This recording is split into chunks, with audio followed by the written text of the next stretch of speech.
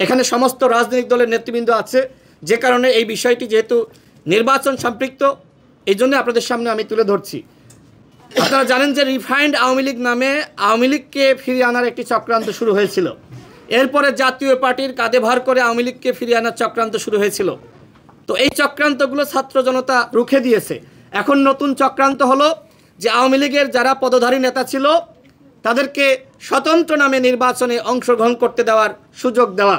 আমাদের দলের পক্ষ থেকে ইতিমধ্যে আমরা প্রধান নির্বাচন কমিশনার বরাবর এবং অন্যান্য নির্বাচন কমিশনার বরাবর আমরা স্মারকলিপি দিয়েছি এবং আমরা আহ্বান জানিয়েছি আগামী নির্বাচনে এই নিষিদ্ধ আওয়ামী লীগের কোনো পদধারী নেতা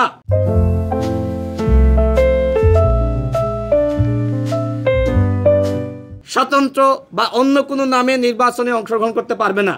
যেহেতু দল হিসেবে আওয়ামী লীগ নিষিদ্ধ হয়েছে, তাদের সাংগঠনিক কার্যক্রম নিষিদ্ধ, সুতরাং এই নিষিদ্ধ সংগঠনের কোনো নেতা স্বতন্ত্রভাবেও নির্বাচনে অংশ নিতে পারবে না। আমি মনে করি এখানে প্রত্যেকটা দলের উচিত এই বিষয়ে বক্তব্য দেওয়া, বিবৃতি দেওয়া, সচেতন থাকা। এদের উদ্দেশ্য কিন্তু নির্বাচনে যাওয়া না, এদের উদ্দেশ্য ভারতের নির্দেশনায় স্বতন্ত্রভাবে নির্বাচনে অংশ নিয়ে নির্বাচন বানচাল করা। বাংলাদেশে ১/১১ ছাড়া কোনোভাবে আওয়ামী লীগ ফিরতে পারবে না। সুতরাং কিভাবে অরাজকতা সৃষ্টি করে নির্বাচনের পরিবেশ নষ্ট করে কিভাবে শেখ হাসিনাকে আওয়ামী লীগকে ফিরিয়ে আনা যায় সেই চক্রান্তে কিন্তু লিপ্ত হয়েছে।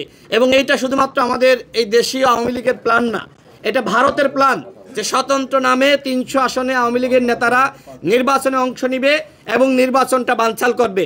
আগামী নির্বাচন বানচাল হোক, সেটি নিশ্চয়ই আমরা কেউ চাই না।